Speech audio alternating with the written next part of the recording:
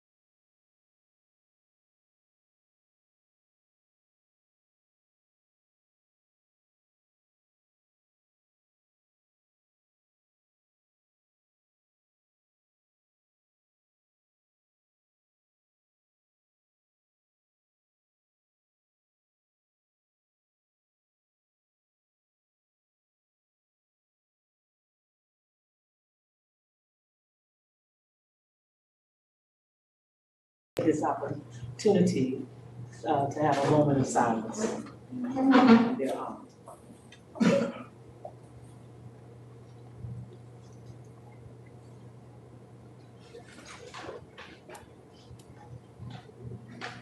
Thank you.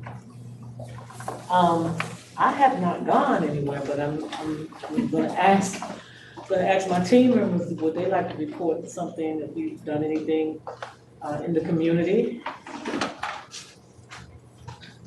Ms. Barbara Boyd? No?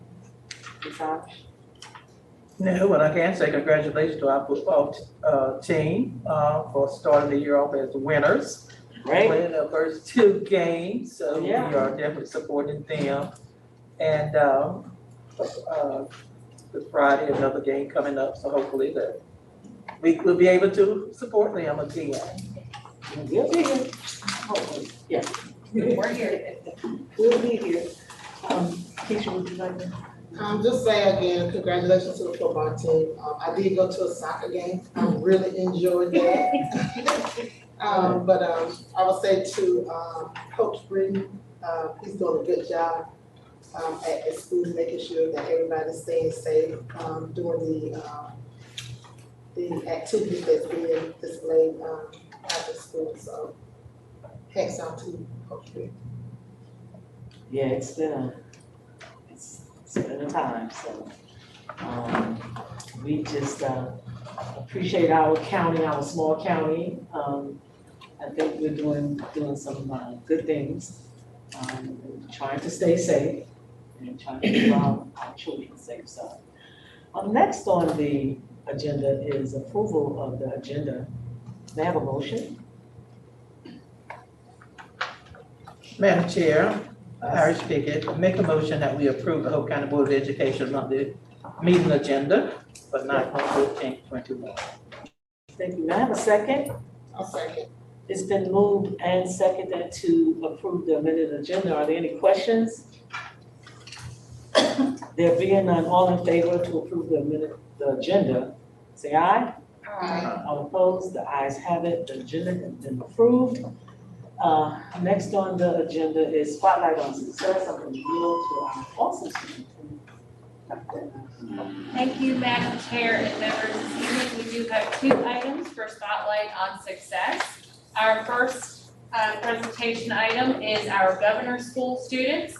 At our July 9th Board of Education meeting, we recognized 2 of our Hope County High School students and 2 of our Sanford Early College High School students for being selected to attend the Governor School. So at this time, we want to hear about their experiences. Alright. So I will turn it over to Mr. Lyndon Cummings, our Director of Academically and Intellectually Gifted, and his placement to share this information. Okay. Good evening, Madam Chair, members of the board, principals, everyone gathered here. It's always a pleasure to hear of the experience of our young people after they return from these great and fabulous experiences. So I'd like to call for the Governor School kids. The alumni for Governor School joined in the ranks of Dr. Register, who also went to Governor School in 1930.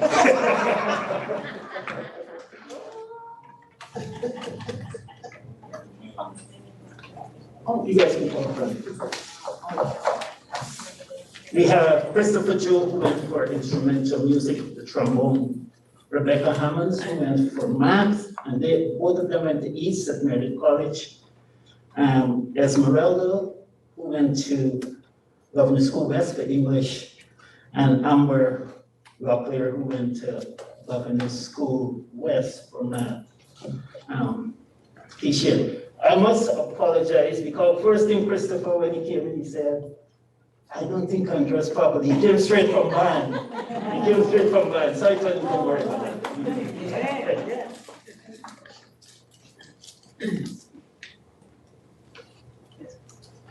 So who's gonna speak first? Yeah. Just ready to go. Come to the microphone.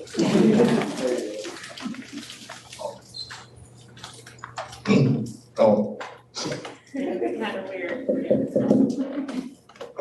first off, I'd like to say, thank you to the board for actually paying for us to go. Like, it actually means a lot to me that you guys decided to do that.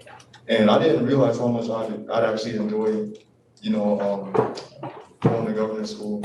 I definitely made like friends for life. Like, I'm still talking to people that, that I met there, especially in instrumental music. But one thing I can say about the instrumental music class is that you're just around kids that are passionate about the same thing that you're passionate, not only just music, but just, the dance teacher, not dance teachers, the dance students, the math students, English students, like everyone is passionate about what they do.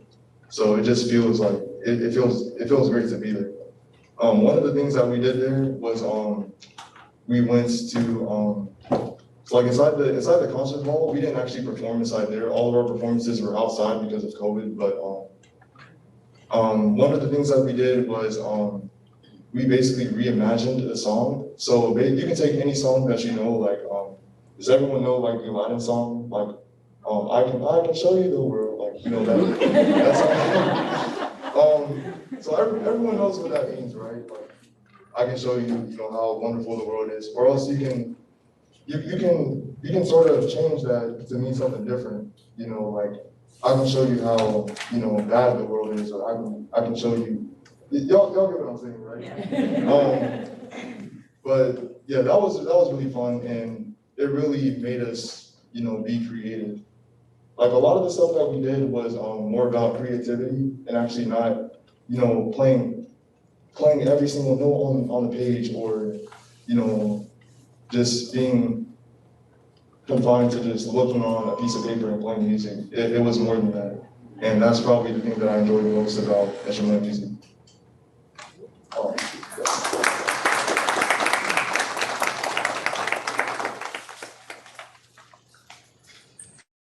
Hey guys, so I'm Rebecca. I went for mathematics.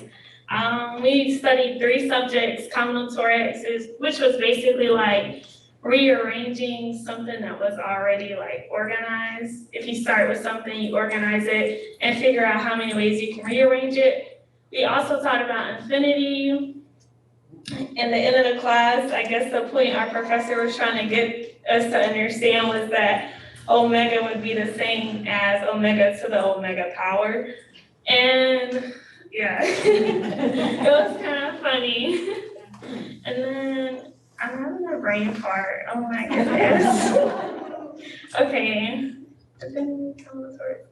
Oh, mathematical knots. So how can we rearrange them with Brothermeister moves? What was the count on them? How can we make it the unknot? Yeah, my favorite thing was probably open mic nights. Basically, yeah, anybody can perform, corny jokes, great poems, sing, anything they wanted to, they could do. Thank you to everyone who had an input in paying for us to go and allowing us to go. Thankful for that. I'm thankful for the opportunity. It was great. It was great to be around kids who, again, was passionate and loved being better than they were. Yeah, it was great. Thank you.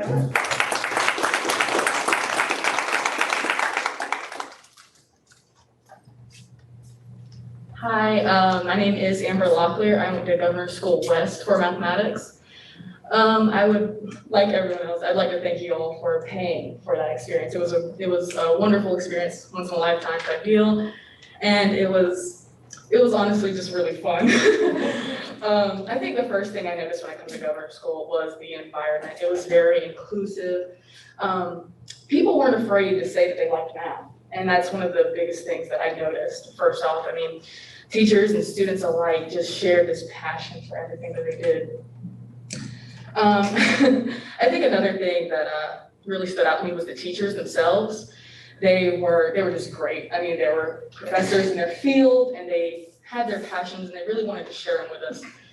Their teaching style was kind of more of trying to make us figure out why things happened instead of just telling us how things happened.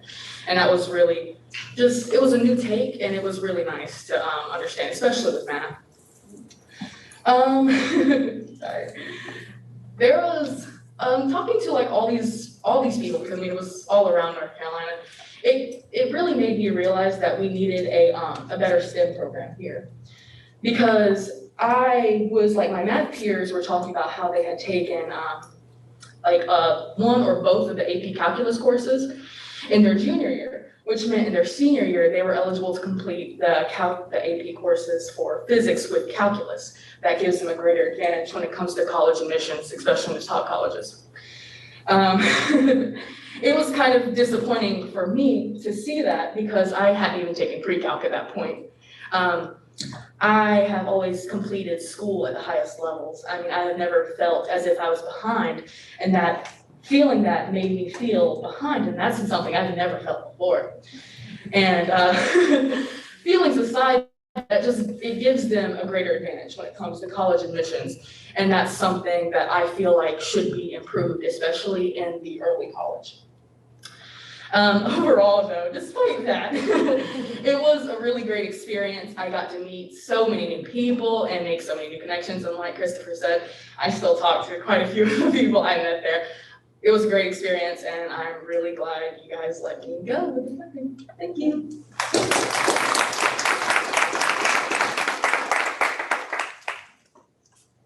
Hello, my name is Esmeralda and I went to Governor School West for English. One of the things that I noticed most in the English department of Governor School is the creativity that it allowed. Instead of focusing on English as something boring and complex that didn't need to be understood, we focused on creating it ourselves. We would have to write 2,000-word stories, read a lot of stories as well. I had a stack this big by the time I finished 5 weeks. Those stories I had to read, and it was just amazing being able to stay with people who love English as much as I did. They loved reading it and they loved creating it as well. One of the things that I noticed at Governor School West, or Governor School in general, is the creativity or the freedom that it gave students. I know that at Sandhope we have quite a bit of freedom regarding our classes and our school, but in Governor School West, or Governor School, we were able to create our own classes sometimes. We had a class period that was dedicated to, or at least for me with my teacher personally, we were able to choose what we wanted to do. We talked about subjects that mattered to us, such as redlining, demographics, and prisons, sort of just whatever we wanted to talk about that day. And I think it was amazing to be able to have that flexibility in the curriculum and to have that ability to show what interests you the most.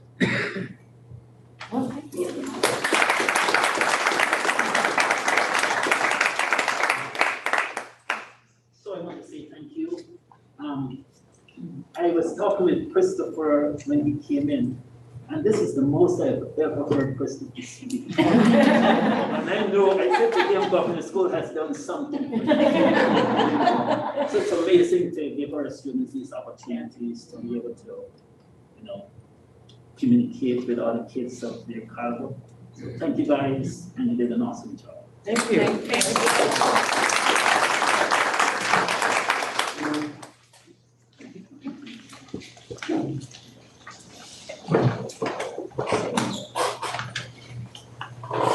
Okay, our second item for Spotlight on Success is the recognition of Rocky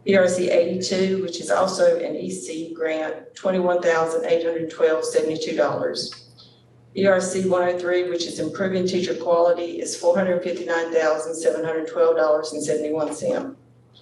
PRC 104, which is school improvement, is $93,798.07. PRC 108, which is student support and academic enrichment, is $379,833.08. Our ESSER 1 fund, which is the first part of ESSER money we received, we still have $695,392 left of that grant. We received a GEAR grant, which is for student health support, for $231,633.07. We received another GEAR grant for instructional services, which is for tutoring, for $112,009.91. ESSER 2, which is one of the ESSER grants, we still have left $7,667,120.89. And ESSER 3, we have $13,655,873.54. In capital outlay, we have revenue of $1,004,000. And of that, instructional programs is $715,000. Our 6,000 series is $289,000. Child nutrition, we're allocating $5,400,000. $5,092,486.86 will be spent on nutritional services. Our 8,000 series is $307,513.14. And that's from the USDA $5,400,000. Our child care services, which is after school care services, we're budgeting $175,000, both in revenue and expenses. In our other restricted funds, we're budgeting $7,260,758.97. Of the 5,000 series, which is for instructional programs, we're budgeting $4,581,151.04. For support services, our 6,000 series, we're budgeting $2,563,567.51. Our 7,000 series, which is child nutrition, we're budgeting at $38,739, and then payment to other governments, our 8,000 series, we're budgeting $77,301.06 for a total of $260,758.97. And these are revenues from grants, miscellaneous, and NC Pre-K, Smart Start, that make up our other restricted funds. Then finally, as the resolution, you're giving us the ability to transfer among funds, among functions for the same purpose code of the same fund with a monthly report, which we do in our budget analysis report that we give you in the month, and our budget amendments. And then you also amounts to be transferred between sub-functions and objects of expenditures within a function without limitations and without a report to the board being required. Third, amounts may not be transferred between purpose within a fund without the Board of Education approval. Amounts may not be transferred between funds without board approval and the Board of County Commissioners approval. Number 5, amounts may be transferred in state and federal projects upon prior approval of the appropriate funding agency. If such transfers require Board of Education approval under other provisions of the resolution, a monthly summary of such transfers must be reported to the Board of Education at the next regular monthly meeting. And for the purpose of year-end closeout only, the Board of Education agrees to suspend restrictions provisions of a resolution given that a summary of all such transfers must be reported no later than October 13th, 2022, and that such transfers resulting from extraordinary, unusual occurrences, circumstances must be noted and explained. And that would be if we get to year end and realize we hadn't done a budget amendment, we have at least till October 22nd to present that before our auditors complete the final audit for that year. This concludes our budget resolution for 21-22. Any questions? Concerns? Ms. Booker? Thank you, Ms. Taylor. So at this time, I am asking for the Board of Education for approval of the 2021-2022 Cook County Schools Budget Resolution. You've heard the recommendation of the superintendent. What is the board pleasure? Madam Chair, I move that we accept the superintendent's recommendation. May I have a second? I'll second. It's been moved and seconded to accept the superintendent's recommendation. Are there any questions about that? There being none, all in favor? Aye. All opposed? The ayes have it. The recommendation has been approved. Thank you. So action item number 2 is a review of our district face mask policy. Under Senate Bill 654, a public school unit shall vote on their face covering policy at least once a month to determine whether it should be modified. So at our July 29th Board of Education meeting, we voted that face coverings would be required inside all buildings and on all school transportation for all students and staff, pre-K through 12, regardless of vaccination status. Face coverings are not required when outdoors and are recommended when in outdoor crowded settings. We have been following this policy since the onset of the 2021-2022 school year. Our current local metrics show our 14-day percent positivity at 14.8%. Our 7-day percent positivity is 15.3%. Our county transmission rate is still identified as high. We feel that face coverings continue to be one of our most important mitigation strategies to reduce the spread of COVID-19. So at this time, we can open the floor to the board if you have any comments or want to make any suggestions for modifications of our current policy. Superintendent Deb, how often do the kids go into prison? I know they have to have instruction, you know, but how often do they like go outside so they can take it out?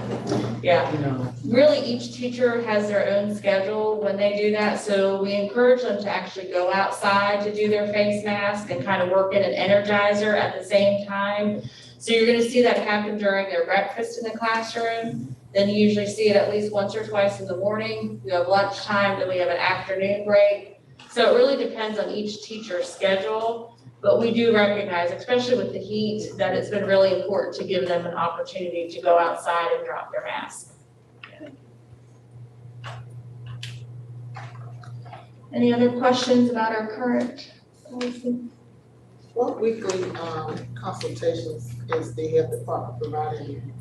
So usually, Dr. Owens, we speak with Helene Richards or Edwards to go through kind of what our metrics are. And really just looking at quarantine status, looking at what our rate is, and basically just making sure that we're in the right direction. At this point, none of our numbers even indicate that there's a concern about changing or, you know, moving away from masks, but we do reach out to her. Sometimes we talk to her daily. But she basically advises us on the county metrics, vaccination rate, and basically her expertise around face masking, physical distancing, and any other safety protocols. We have a very good working relationship with the health department. They have been absolutely instrumental helping us work through the pandemic. And how the parents doing, you know, we don't seem to be having a problem that some of these other counties are having, and I was just, you know, concerned this week, what I've heard in other counties. Yeah. So, we are not getting that type feedback here in County. Yeah, our parents have been pretty supportive with the face masks. I think recognizing where we're at as a county, looking at a relatively low vaccination rate. I honestly think at the beginning of the school year, so many parents were happy to be back in the buildings that they knew that we needed to have that safety measure. We get occasional calls asking, but for the most part, our parents have been very supportive about wearing masks so that their students can remain in face-to-face instruction.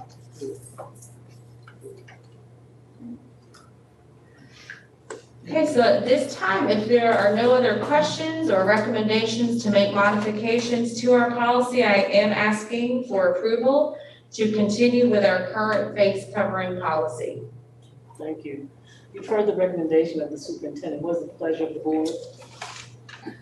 Madam Chair, I make a motion that we continue the covering for the district face mask policy. May I have a second? Second. It has been moved and seconded to continue our face mask covering. Are there any questions about that? All in favor, say aye. All opposed, the ayes have it, we will continue. So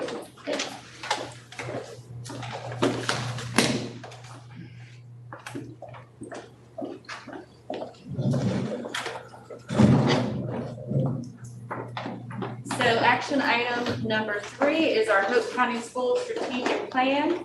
At our August Board of Education meeting, we did review our vision, mission, core values, and priorities. At this time, I'm going to ask Dr. Shannon Register, our Assistant Superintendent of Secondary Curriculum and Instruction, to share any additional components of the strategic plan. We will be asking for approval for that this evening. Good evening. To Madam Chair, to our school board members, to the superintendent, I present the Hope County Schools 2021-2026 strategic plan, resilient and ready.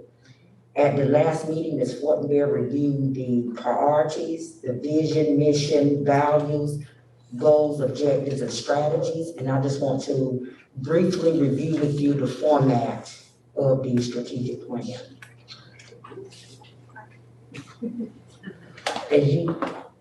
As you scroll, and I know you all have it at your seat, we have the message from the superintendent there for our community and all our stakeholders. And the next is outlined with our vision and our mission. Here we list our values and our priorities that's going to guide the work over the next 5 years. And then some of our key vocabulary that's in our vision and mission statement has been outlined and defined for our stakeholders. And then here we start with our 5 priorities. Now, first priority would be the student success, and you can see how under each priority, we have our goals, and under our goals will be the measurable objective. And then we align our strategies and action steps for each objective.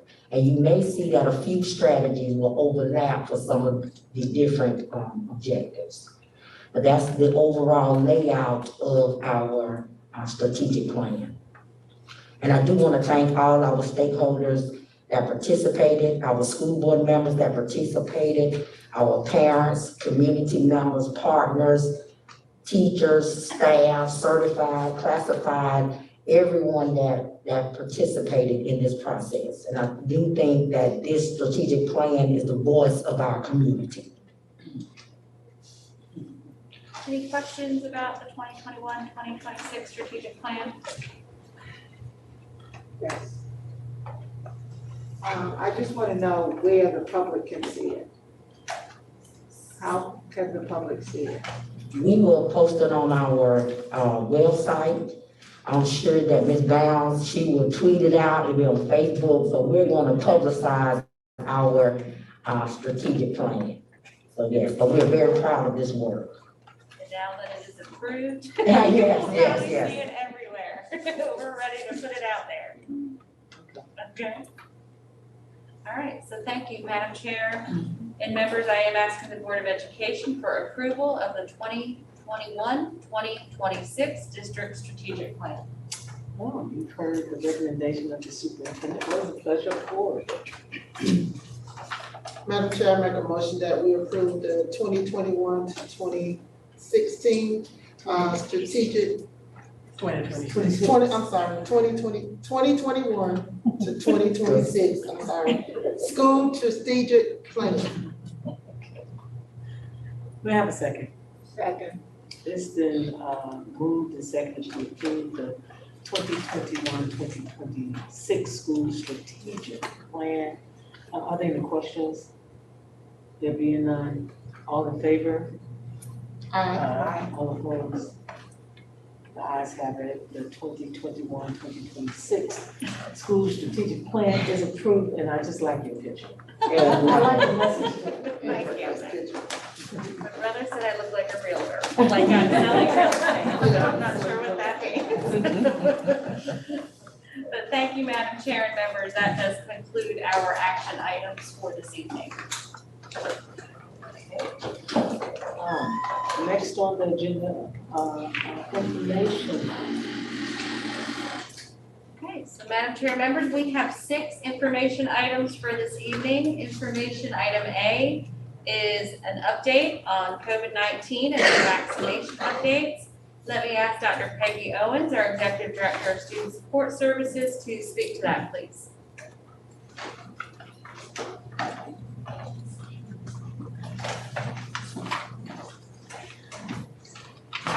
Madam Chair, Madam Superintendent, and members of the board, good evening. Good evening. We have a brief report for you tonight. Ms. Bounce, if you just continue.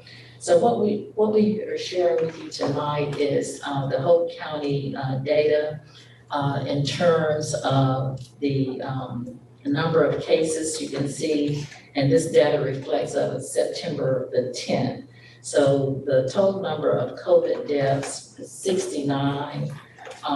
Total number of vaccinated at least 1 dose. We have 27,943 individuals, and that puts us at 51%.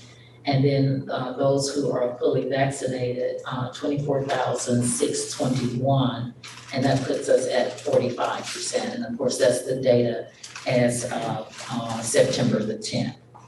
So if we look, these numbers have not changed since we were with you last. We're currently waiting on the data from Dr. Smith's office in terms of our vaccination event.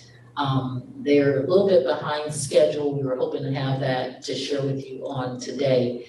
But just in talking with one of her workers, they said that the vaccinations have gone extremely well for us in this county.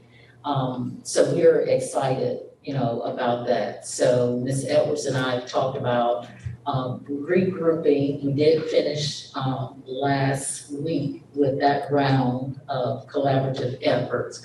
So we're going to regroup and plan some additional vaccination events for the within the coming months, or the coming weeks, I should say, because that's one of the big pushes. And so continue on. So what's new? We have shared with you that we've been looking at the K-2 COVID-19 testing program that's offered for the state. So on yesterday, Madam Superintendent, we did agree that we were going to opt in. So for that program, we'll be looking basically at the screening component of it. And basically what that means is that we'll be able to, those persons who are asymptomatic, we'll be doing testing periodically with a state vendor. So next month, what I will do, I'll bring you the details. We just opt in, and so we'll have more information for you on next month, because it's a process that we have to go through and to get all of that information, but we'll be ready to share that once they share that with us. So we're excited about this, because in the county, we do have a number, when it talks about diagnostic testing, that is occurring. We know that, our medical offices, Goshen Clinic, First Health, the health department, all diagnostic testing is available. But we're looking forward to participating in the screenings. Are there any questions? I have a question. Yes. So what do you think the events are gonna look like? You talked about you getting together with the health department, because I know you did something at San Hope Building College and some other places, but yeah, what is that? So what those, Party? it might be. Those events that we've held have been at the school.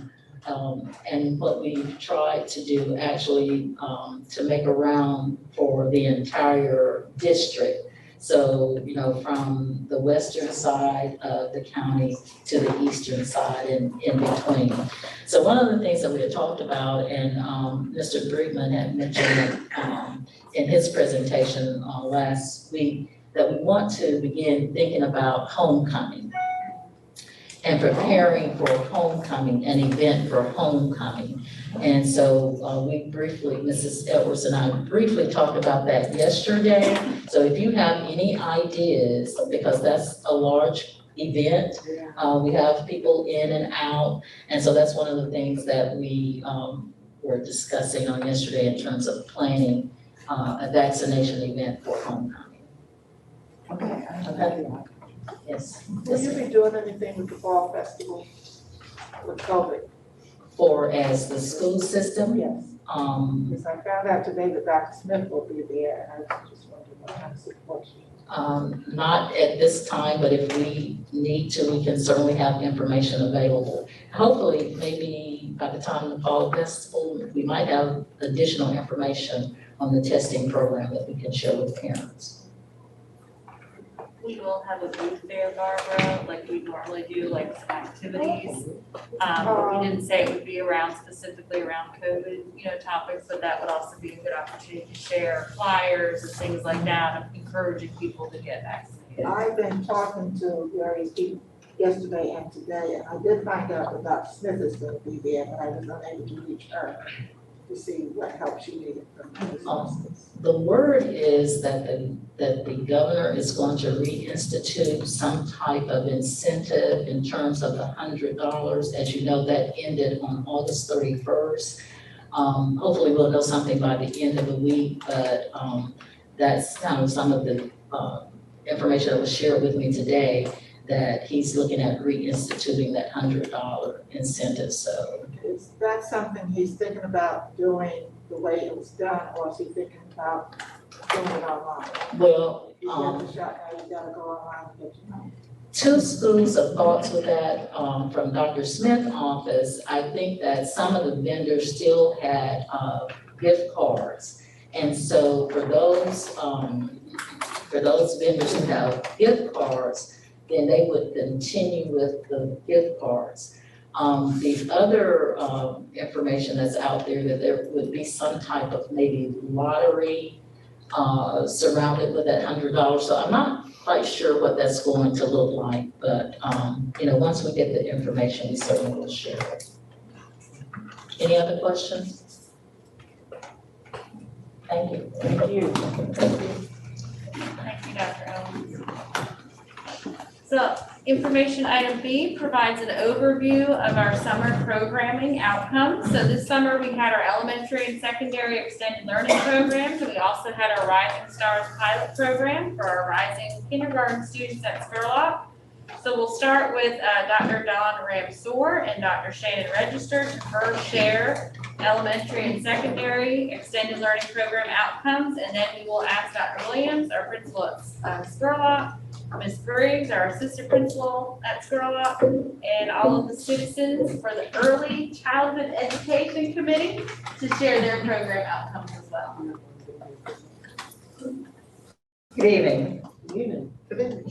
So we're just going to take a few minutes and just share some of the outcomes that came from our extended learning program. One of the things I want to point out before we get started is that the students who were invited to this summer program were students who were identified at risk, which means they were performing either below grade level, or they were had failed one or more classes. And so that being said, I think it's important to preface that our outcomes with the students who were in the program. We had about 800 elementary school age students who attended the program, and almost 900 that attended the secondary program. So we had it at two elementary sites, West Elementary and Sandy Grove Elementary, and then the secondary sites, we had it at East and West Middle, San Hope, and the high school. So starting with the elementary outcomes, we had 6 elementary school students that were promoted to the next grade following summer school. The vast majority of students, whenever we went into the summer school program, principals made their recommendation for promotion or retention based on where students were at that time. And so summer school really wasn't a factor. However, it was something that principals could go back and look at later. And so in some cases that did change the recommendation for promotion or retention. There were 6 students who changed their RTA proficiency, which means that for 3rd grade, these students who were non-proficient when they went into summer school and at the end of summer school became proficient. There were 5 students who changed science proficiency status, so beginning summer school, going into summer school, they were not proficient in science, and then afterwards, at the end of summer school, they became proficient. And then 11 students who changed math proficiency status on the EOG at the end of the summer. So what we have in front of you is a chart that shows their grade levels and their reading and math percent of students who were on grade level. Because remember, again, the students who were invited, for the most part, were not considered to be on grade level, they were at risk. That said, the metric that we used was iReady. That was the diagnostic that we used for the beginning of summer school and the end of summer school that was approved by the state. And we also used their curriculum for the summer program. So looking at the beginning of summer school, we had, let's say 41.5% of our kindergartners were showing that they were about at grade level. They were up on grade level or really close. And then at the end of the summer program, there were 73% of those students that were on grade level. So we saw the most jump in our kindergarten students, which really makes sense when you think about it. Our 1st grade students, we had 11% that were on grade level at the beginning and 16% at the end. I'm sorry, this is looking at reading here. For 2nd grade, it went from 5 to 12%. So it looks really small, but when you think about it, we doubled the number of students that were proficient. And again, we're not talking about growth, because if we look across the board, we saw growth in our students, but it was just looking at that they were on grade level. They went from not being on grade level to being on grade level. The same with 3rd grade, we went from 18% to 28%. For 4th grade, it was doubled from 5 to 10%, and for 5th grade, from 10 to 20%. And then for math, again, our kindergartners were at the highest rate there, from 38% to 66% of students that went from being on grade level and, or 33%, 38%, I'm sorry, that were on grade level to 66% that were on grade level. For 1st grade, almost doubled there from 12 to 20%. 2nd grade, more than doubled, 7 to 16%. For 3rd grade, almost tripled, 7 to 22%. And then 4th grade, 7 to 18. And then 5th grade, sorry, from 12 to 25% also doubled. So again, the numbers might seem small, but when you think about it, our students, we really did see growth. That's not what this is measuring. This is measuring students who went from being not on grade level to being on grade level, and that's definitely significant. For our secondary schools, register. I have a question. So you said that it made sense for kindergarten to have the biggest growth. Why is that? Well, I think particularly because when we think about what it was that our kindergartners were being measured with, it's not as complex and it doesn't take as long for our students to be able to show. So let's say if we were looking at letter recognition, so that's something that you can show, and that's just one measure. It's not certainly everything, but and our students have not, that there's that, it just is complexity. But also I think the other thing is that if you were in the 5th grade, you've had multiple holes between kindergarten and 5th grade. And it doesn't mean that our kindergartners don't come in with some years of deficit, and they do, but it's much easier to make up ground the younger you are than it is when you've been in for some time, if that makes sense. Yeah, I can't learn how to play piano now, but when I was younger. Sure you can. To the face-to-face instruction provided during summer camp as opposed to the online, which we did so much of last year. I think for a 5-year-old, really being able to touch and explore, I really feel like that made a huge difference because that's their learning style for most of them. Sitting on a screen is very challenging for a 5-year-old. So I think once we got them in and they were able actually to be face to face, you were able to see some of that accelerated learning. And then for our secondary schools, I first want to thank you all for approving for us to have a summer program. I think it helped out tremendously as you look at our numbers when it comes to ensuring that students can have an opportunity to be on grade level or on track. I just want to point out maybe or highlight 3 of the statistics here. We have 40 of our middle school students who were able to be promoted to the next grade level. So we're very proud of that. Of course, we had students that made a lot of growth in terms of looking at the instrument that we use for iReady. I do want to point out that we have 42 students that was able to graduate during our summer program. So when you offer these types of opportunities, we do change lives. And then you can also see with our high school, we had 190 students who were promoted to the next grade level. Because they were able to earn those credits. Because we have to realize with the virtual instruction that was going on last school year, a lot of students struggle with that. And so just to require them to come face to face and having that opportunity, I think it really helped out with our secondary school, our students. Thank you. Small group setting. Yes. Thank you, Dr. Register.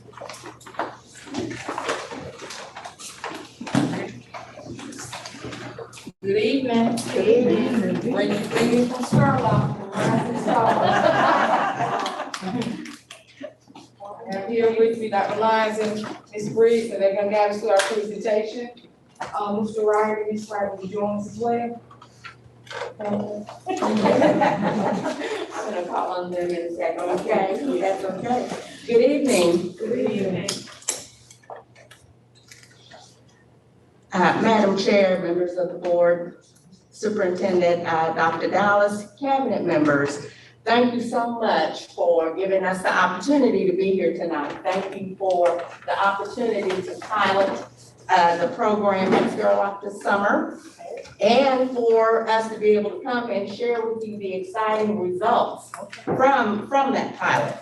I'm Patricia Lyons, and I want to thank all of you for the hard work and dedication that you give to our students on a day-to-day basis. I am a retired educator. I've been in your shoes, many of you, as a teacher, as a principal, as a central office administrator, and so I feel your pain. I have the good fortune of chairing a group of Hope County citizens who support early childhood education. Several of our members are here tonight. You want to stand and just wave? This is Betty Perkins, Ron, Wanda Cohen. Let me see, who else is here? Did I miss anyone?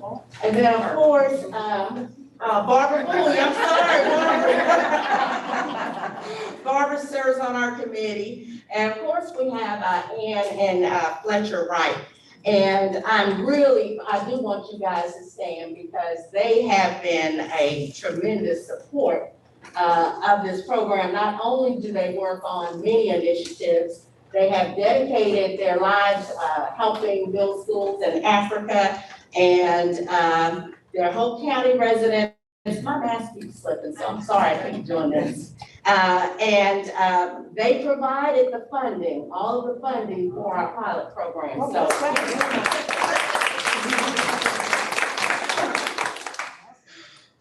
And I'd also like to thank the Scarlet team, because without them, Dr. Williams, I mean, we all became partners in crime. They had me on speed dial. Amanda Briggs, we had 2 outstanding master teachers, 2 outstanding, and I keep doing this because I feel like you're back. You're looking at my back. We had outstanding paraprofessional or assistants. The staff was wonderful, the custodians. We had a fantastic food service lady. So you didn't know I was gonna say all this. believe in giving credit where credit is due. You know, just to have the students come and be able to get a hot breakfast in the morning and lunch every day and have a friendly face who made them talk to her and wave and speak every morning, it was just a blessing. But Ann and Fletcher, would you like to add something at this point? Quick. Okay, our mission statement for the citizens of early childhood education is to provide opportunities for young children.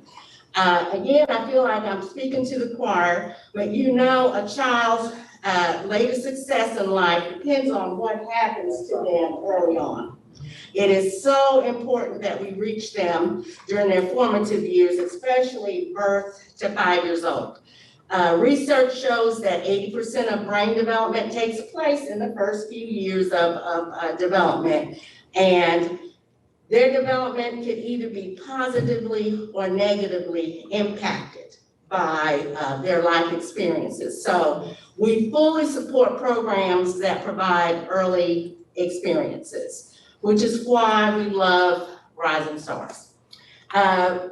The way our students were selected was through the Hope County School District's kindergarten registration.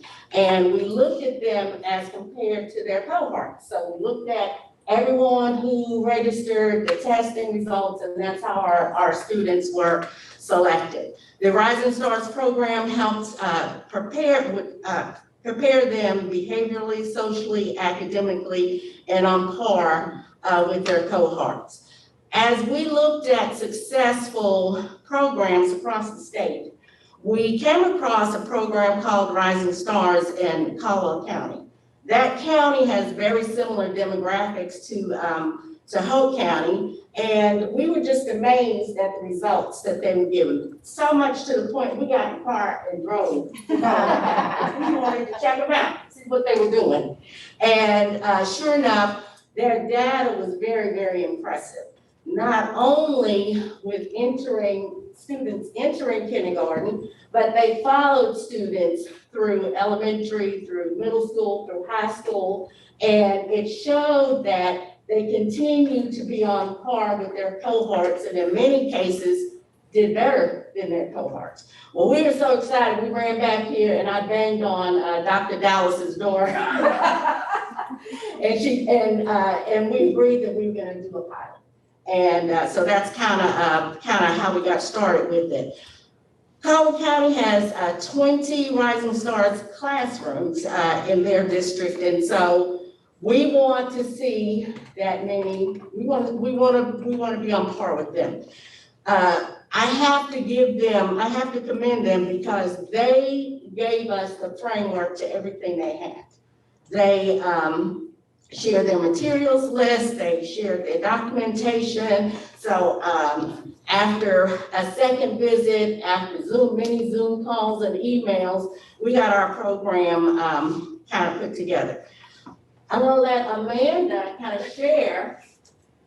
All right, I'm gonna talk about some highlights from our program. So again, we went through who we were. So our principal on campus was Dr. Williams. Our program supervisor was Dr. Lyons. I was the site director. We had our teachers, Brandy Fair and Amy Hargrave, and our teacher assistants were Kelly Harthens and Brenda Lucetti. So with creating the program, we had to create a mission statement and a vision statement. So our mission statement was, the Rising Stars program will offer rising kindergarten students in Hope County an opportunity to experience a developmentally appropriate readiness program to ensure a smooth transition into school.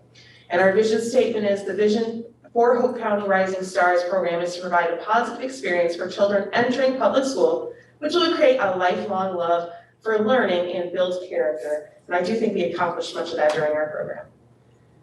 So in order to begin, we had staff development. We actually took time to train our teachers before the Rising Stars program started to get them familiarized with the curriculum, which they were very excited about. It's some wonderful items that they provided for us.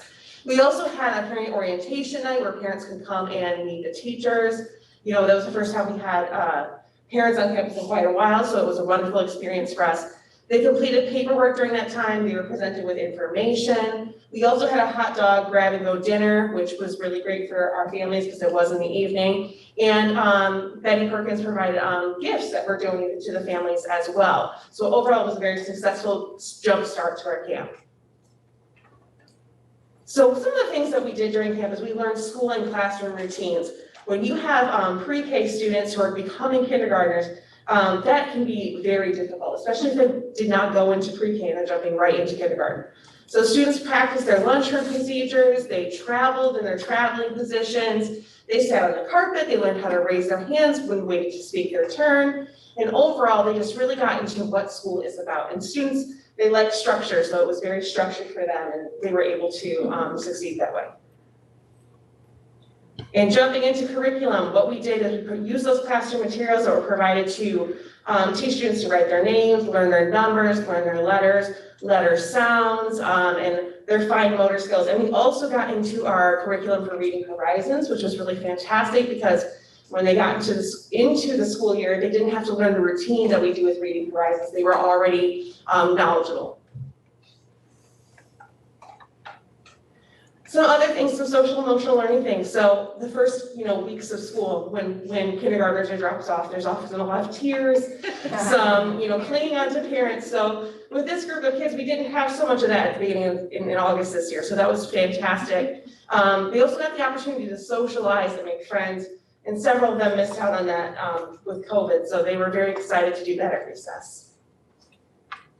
And we ended it with an awards day, which was a time for us to celebrate our students. Of course, we all got everyone's shirts, and we were able to provide them with some books and materials for them to take home over the summer so that they could continue to practice the skills that they had learned at camp.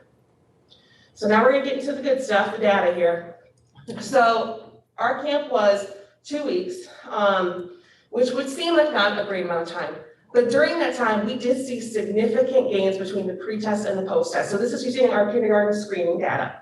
So something that really stuck out to me, even on here, was the sound identification, from 33% up to 65% in about 2 weeks. That's an amazing jump. Of course, we have fantastic teachers in the program as well, but just the 2 weeks of getting to learn each other and learn curriculum at the same time, they made significant growth.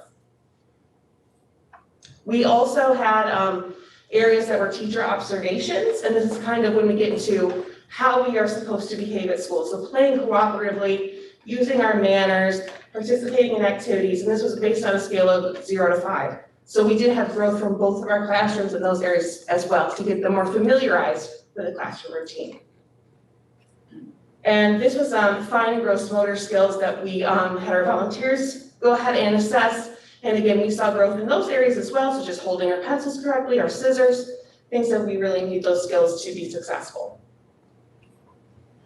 Some additional benefits, like I said, they were ready for that routine when August started. They were excited to be back on campus when we got back to school. They practiced communicating with adults and with one another. And of course, they had that less separation anxiety. They knew those familiar faces when they walked in the classroom. They got to stay with their own cohort of children from the summer. So it helped them just get more adjusted.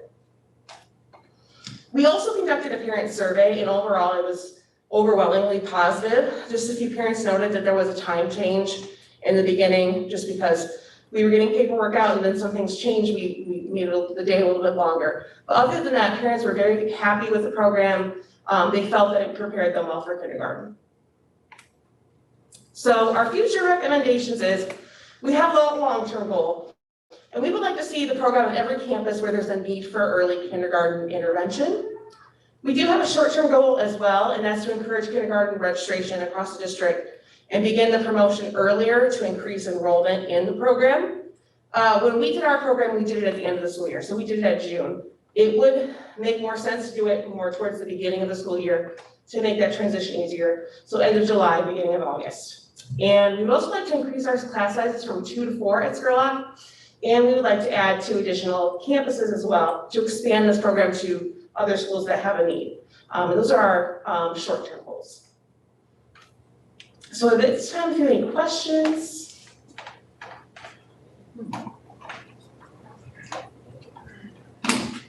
Questions, comments?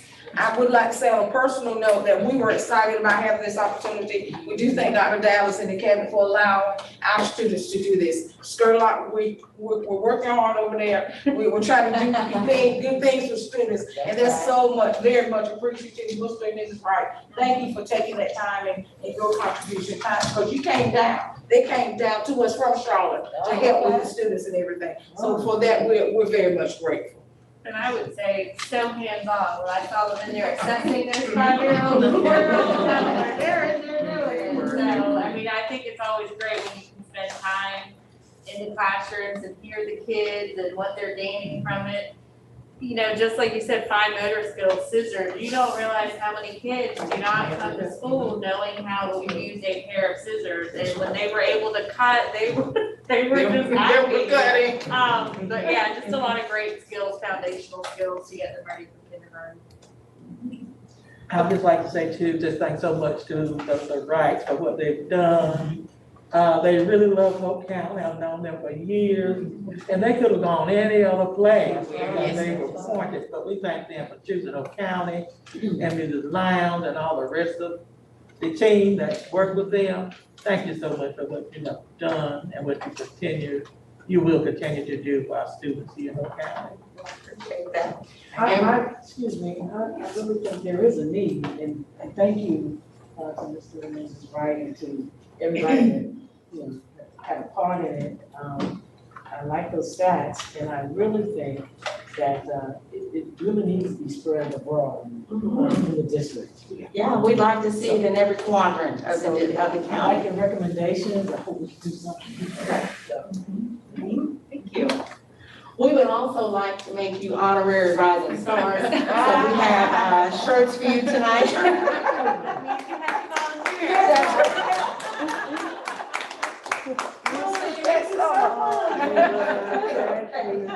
Thank you. Thank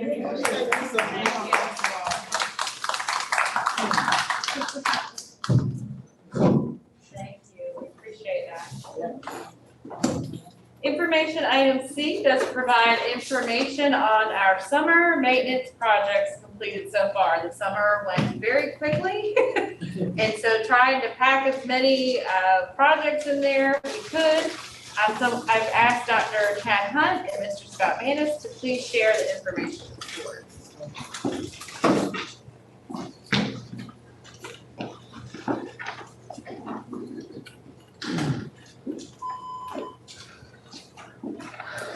Good evening, hope everybody's doing well.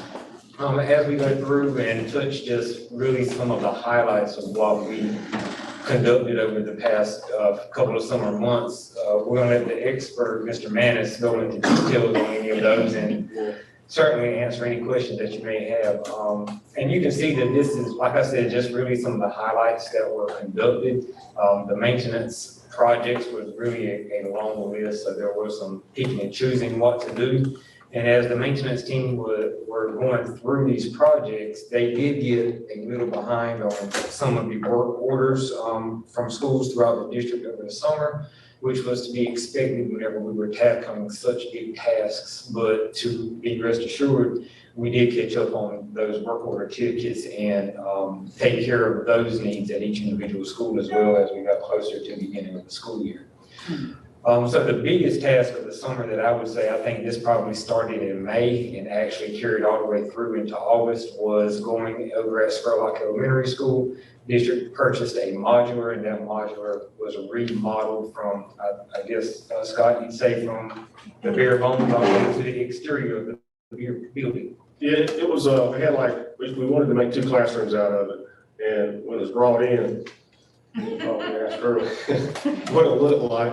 And we got a real good deal on it, and we saw hope in it, and we took it on, and I came in under my budget, so I don't know about my next budget, but I came in under my budget, and we did the floor over, we moved walls out and put a center wall in it, and it's got 2 bathrooms in it now, which most of the malls out there don't have bathrooms, and I wanted to give them bathrooms out there. And that took a little task, trying to get the bathroom situation worked out, with the waste out to the city. And, but everything went fine. We got all the permits passed. And so now we got 2 new classrooms that look really great. And we had some people doubted it, but I mean, we got a good team, and they really came together on it, and it was all in-house. And then the pictures on page 3, Ms. Bounds, you don't have to skip down there, but, yeah, so if you're looking at the outside, really when the modular came in, it was a metal exterior, if I'm not mistaken. So by the time we got into August, it was wrapped in vinyl siding, which again, as Scott mentioned earlier, the entire maintenance department took turns throughout the summer and really updated that trailer. On the right-hand side, that's just a picture of one classroom. As he mentioned earlier, there are 2 classrooms. So that picture was standing at the back of the room where that newly divided wall was built to separate the 2 classrooms, and just a picture taken out so you can see what is basically a mirror of each other, really, whenever you're standing in there. So we can go back up to page 1. Page 1, going back, so the next one will be at Upchurch Elementary School. The task that was taken there, again, by the maintenance team was updating the AC units that were inside the cafeteria. We had some cafeteria units that were removed, and, 8 more were installed here in the ceiling? Well, we removed them because anytime we wanted to have a meeting in there, or anytime we had an event, or you couldn't have anybody speak because they had the air handlers, right there in the room. And every time they cut on, you just couldn't have any kind of meeting in there. And so it was probably, I guess, 2 or 3 years ago, we were trying to work something out. And then we finally got it worked out with Dr. Dallas came on board. And we decided to go with update with the mini split, which is save energy, and put the overhead disc cassettes in the ceiling, which spreads out there, and it's quiet in and out. And it's more energy efficient, and it's quiet, and you can have meetings in and out, and it just stays a constant temp in and out instead of up and down. We're always having trouble with those old units. So now it's a whole lot better now. Continuing at Upchurch, and this is still a project that is taking place at the moment, was the new flooring that's being installed in the Upchurch gymnasium. The flooring is down, but now to go along with that, the varnish has to be put on top of that or coated. And you can see the pictures there on page 3 that goes along with that as well. And we were having a real bad termite problem in there. They were coming all the way through the floor, and it had eaten all the way through the floor, and they were flying around in the gym, and so the capital budget project allow us to put a new gym floor in there. And after we removed the old gym floor, I had exterminators come in and treat it with termites, and so we don't have to work for another 10 years, and they'll treat it again in 10 more years.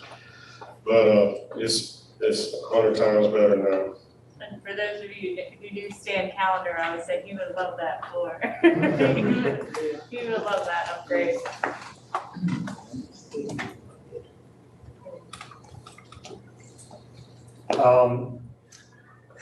Air conditioning units. There's been several schools who have received new air conditioning or new AC units.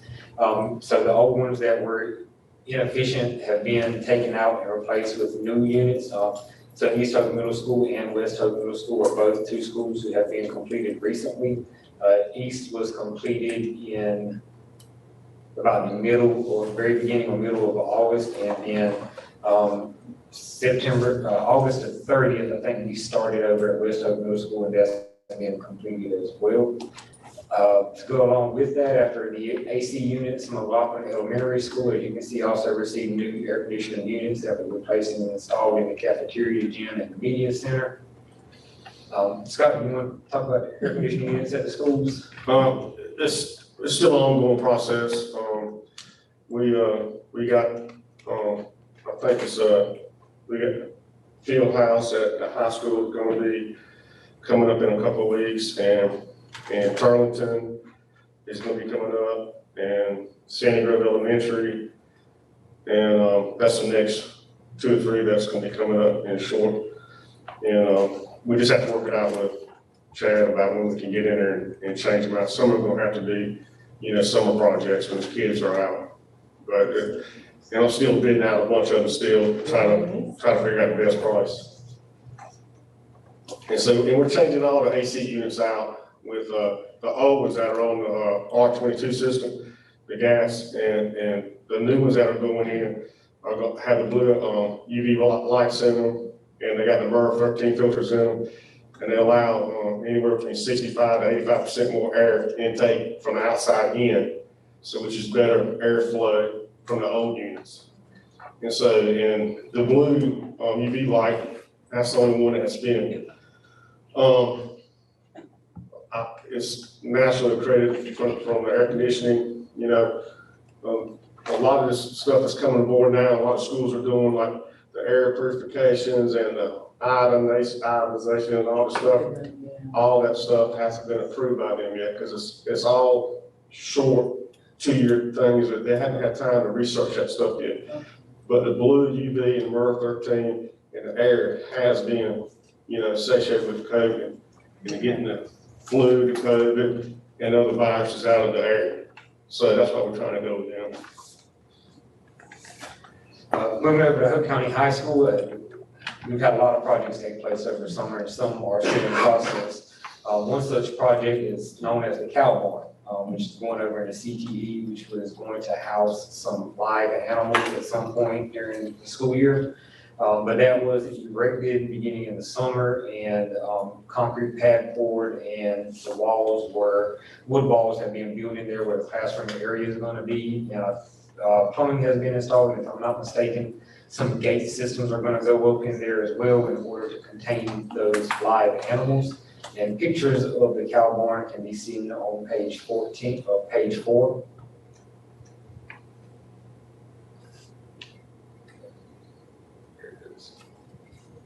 So it is a metal building. It actually has 2 garage doors on there that rises up, one in the front, one is located in the back. But with the plumbing, so that the students can, or whoever will be in charge of that, can also spray down those areas in which the animals will be located as well.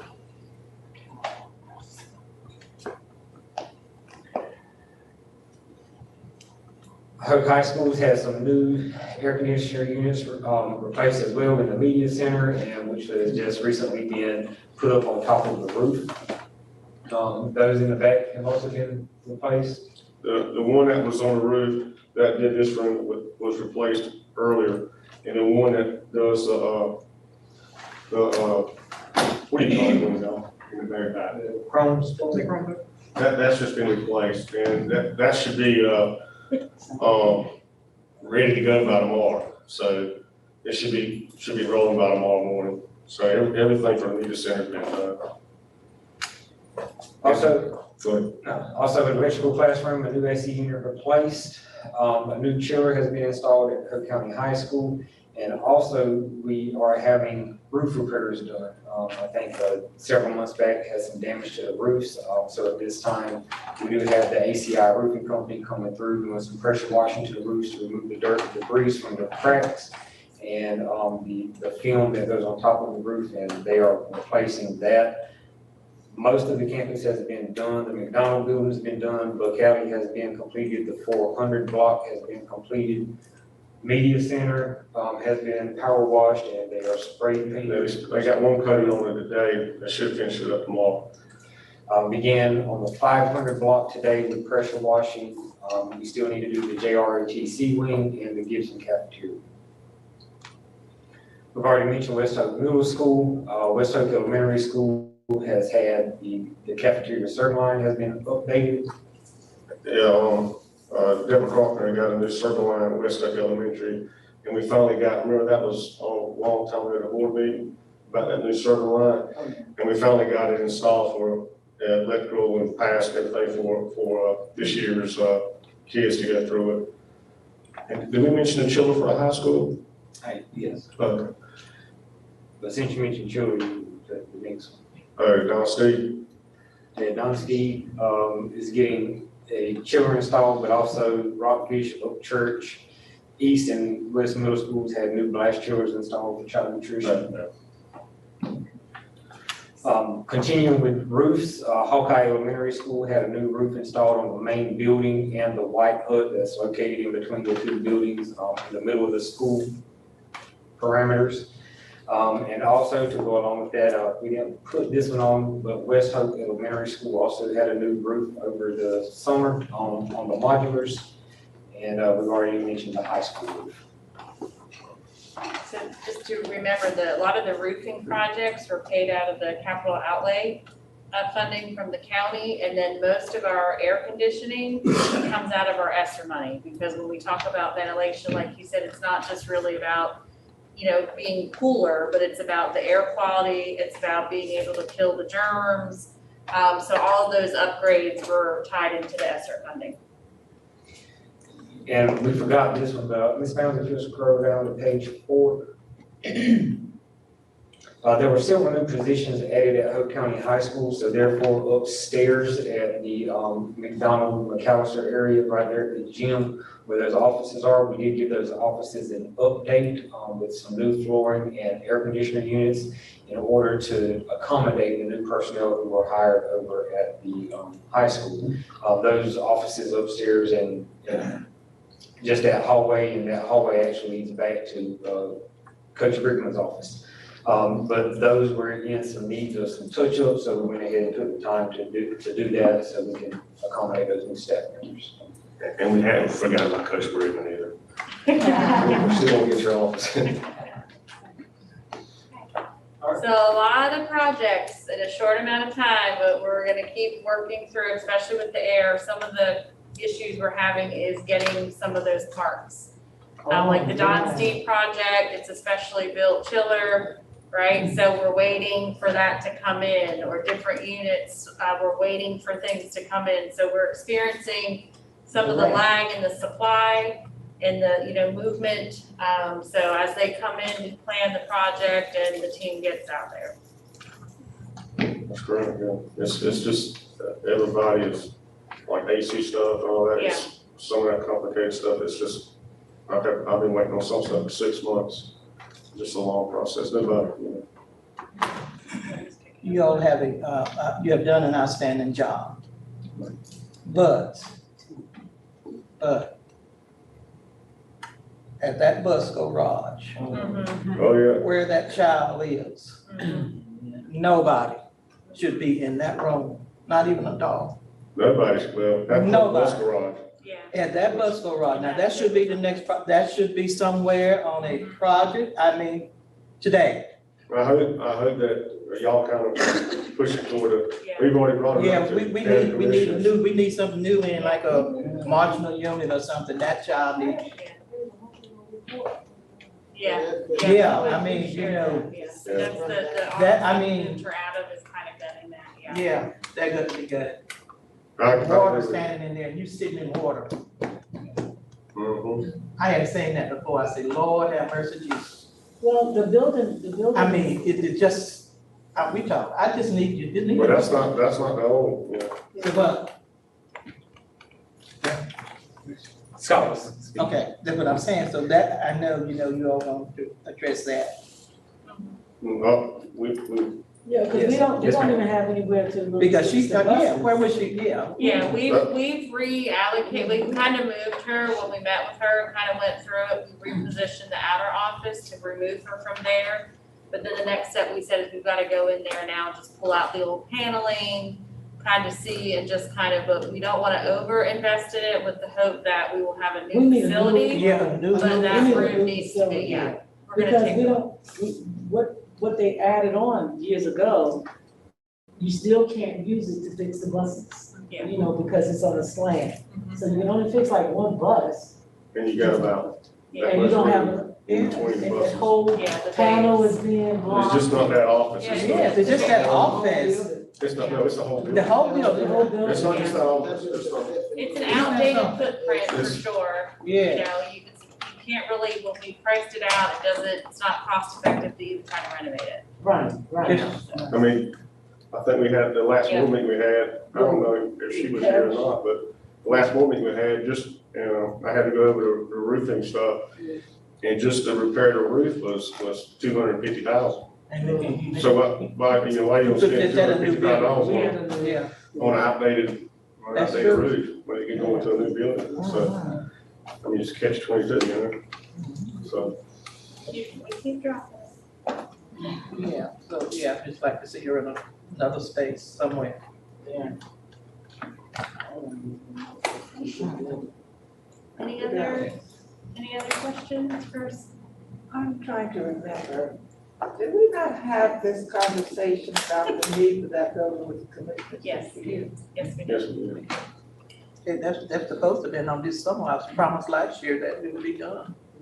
But I think they did something to it, but it didn't work. I don't think they did anything. They got, We've had some recent conversations with the sheriffs a couple of weeks ago, I mean, informal, so we kind of keep it out there on the table because we know it's neat. And Priced it at about what, 2.5 is what we kind of priced the project at. All right, 2.5 was what the project was gonna cost, and that's with, 6 bays, and, so they can go up and then. Right. Down and Right. work and You just have enough Right. space. Yeah.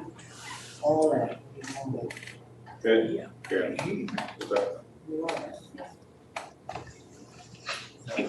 Any other questions? All right, thank you Thank you. guys, we appreciate it. So our next information item is regarding the possible naming of the Eastwood Middle School football field. We have asked Gary Griffin, our Cook County Schools Athletic Director, to share the information with the board, please.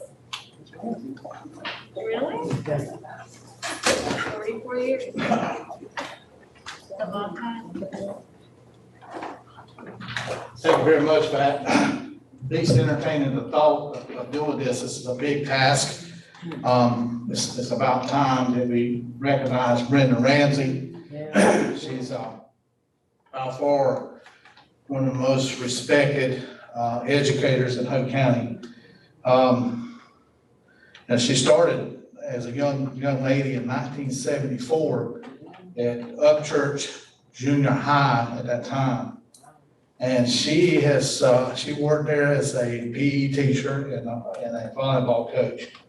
And I believe Stan Callender might have been the athletic director and basketball coach. And they had a really unique clique and athletic program there. And it's always been really, really good.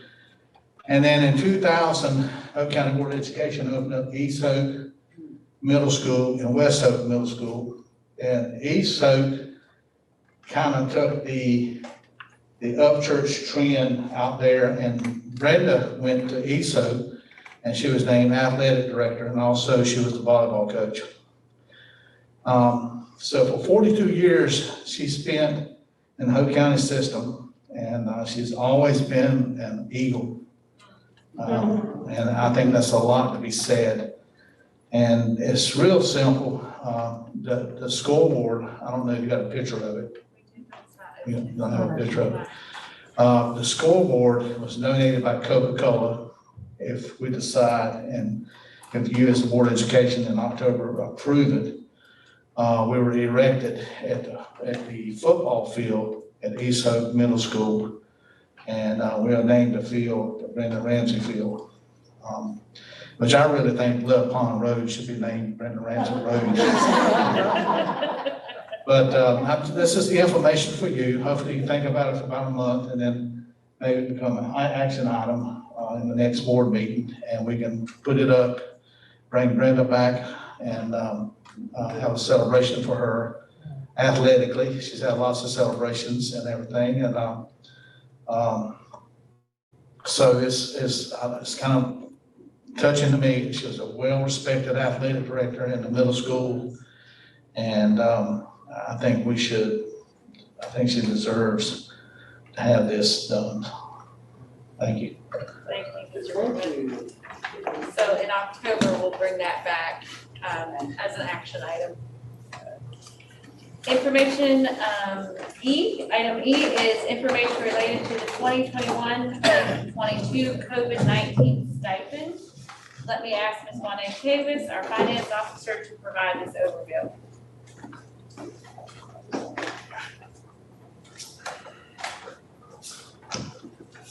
Okay, so we would like to talk about a COVID-19 stipend for our employees.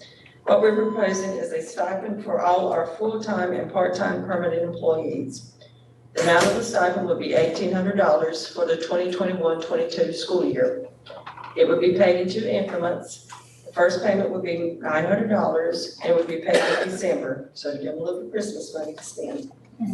The second $900 will be paid in June of 2022 for the second semester. One of the reasons we're looking at this is as we continue to do face-to-face instruction during the pandemic, our staff continue to experience an increased number of responsibilities to help reduce the spread of COVID-19 in our buildings. They've been disinfecting buses between every route, sanitizing classrooms, materials, and student desks, monitoring and appropriate and consistent masking and physical distancing, making sure those little kids stay apart, and daily evening disinfecting of all the school buildings. They continue to prepare meals to be delivered to the classrooms. They conduct pre-contact and contact tracing, provide communication with parents regarding COVID-19 and quarantines. They're providing hybrid learning for students who are medically fragile, who reside with someone who is medically fragile and or currently quarantined. Above all, the previously mentioned responsibilities are critical to providing and limiting interruptions to in-person instruction. Due to staff shortages and vaccines related to COVID-19, staff members have assumed multiple responsibilities and assignments, such as driving multiple bus routes, providing services to several schools each day. Some bus drivers are doing 4 or 5 routes a day, and providing instruction to multiple classrooms in various modes, in-person, hybrid, or completely remote. So as a result of these additional duties, to maintain regular and substantive, I can't even pronounce what I'm saying. I know, educational interaction with we want to compensate for the additional duties that they're required to perform during the pandemic. So like we said, we want to do $1,800, $900 each semester, and then we're looking at how we would prorate it if an employee starts later in the school year.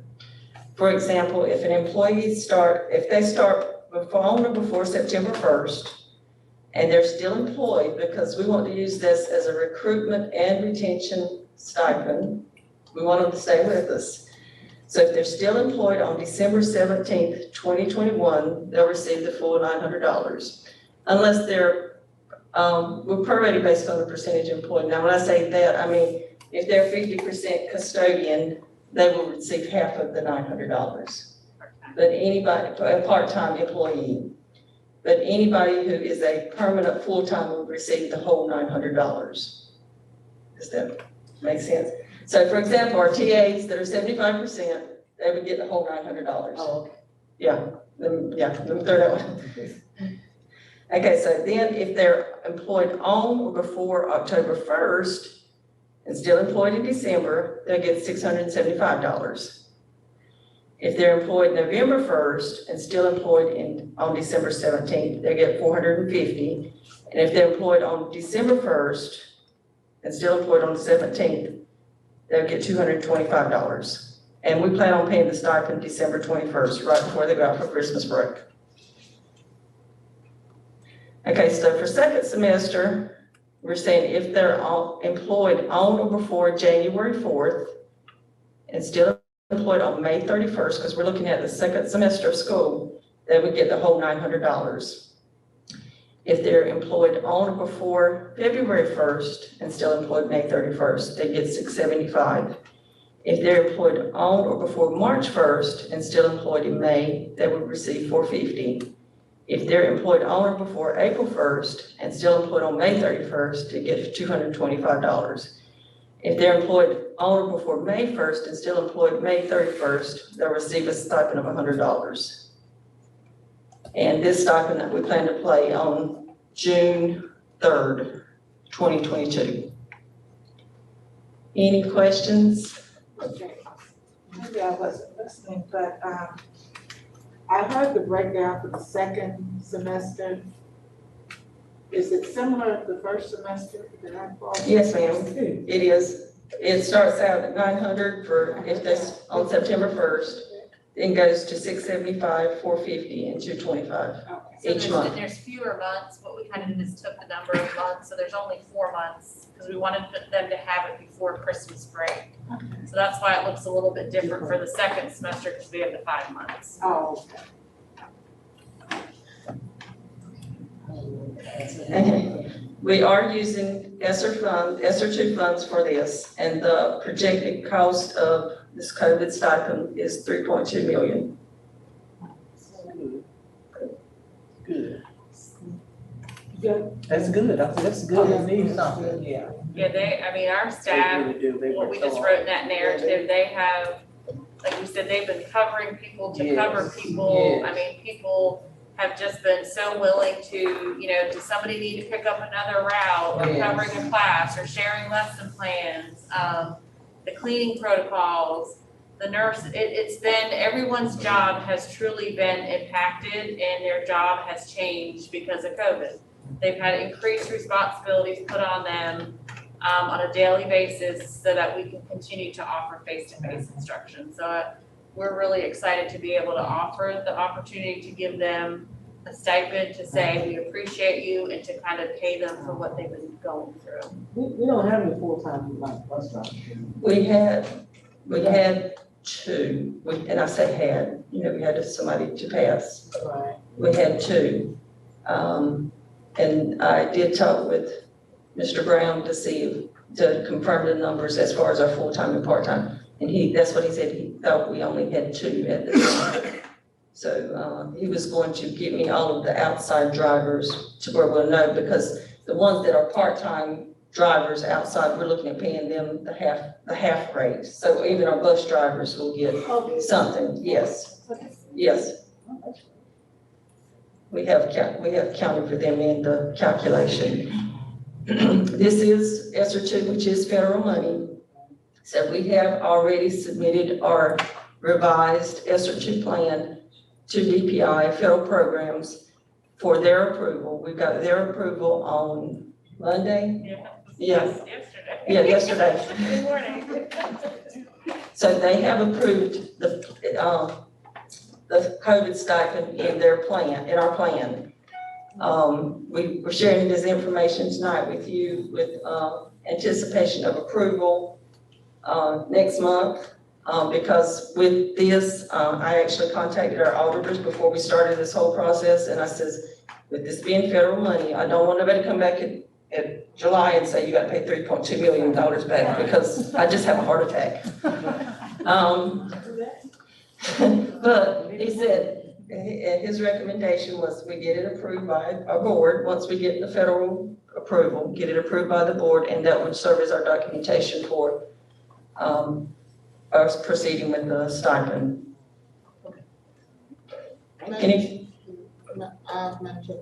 I want to say I am so excited to hear that, Dr. Dallas, finance, and everybody who played a part. It is so good to hear that, because you hear them out there talking and get on the process that no one really care. You hear them talking, and but I am so excited that they are able you are able to do that for our teachers and the bus drivers, TAs, everybody. Everybody. Yes, Yeah. everybody. So that is so excited to hear. I am glad. And we also looked at it as not one group of people's getting a different amount from, everybody's getting the same amount. Right. Yeah. Yes, that's it, Thank you. You're welcome. Okay, feel like October, we're optimistic. Feeling optimistic. Information item F is your monthly financial report, so Ms. Courtney Davis, review our financial report. If anybody has any questions, they can direct them to Ms. Chase. Ms. Barber, it looks like there's a lot of negatives, but we're still getting budget numbers in, so for a little while it didn't look like that.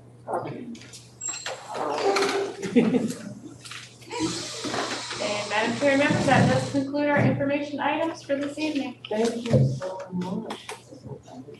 Next on the agenda is closed session. Motion. And Madam Chair, make a motion that the board enters into a closed session on the NC General Statute 143-318-411 to prevent the disclosure of confidential personal matters, to consider matters related to initial employment of individual employees, and to consult with the board's attorney to preserve the attorney-client privilege. Thank you, Ms. Pickett. May I have a second? It's been moved and second to go into closed session for the same purpose. Are there any questions? All in favor? Aye. All opposed? The ayes have it. We're going into closed session. We're gonna take about a 7-minute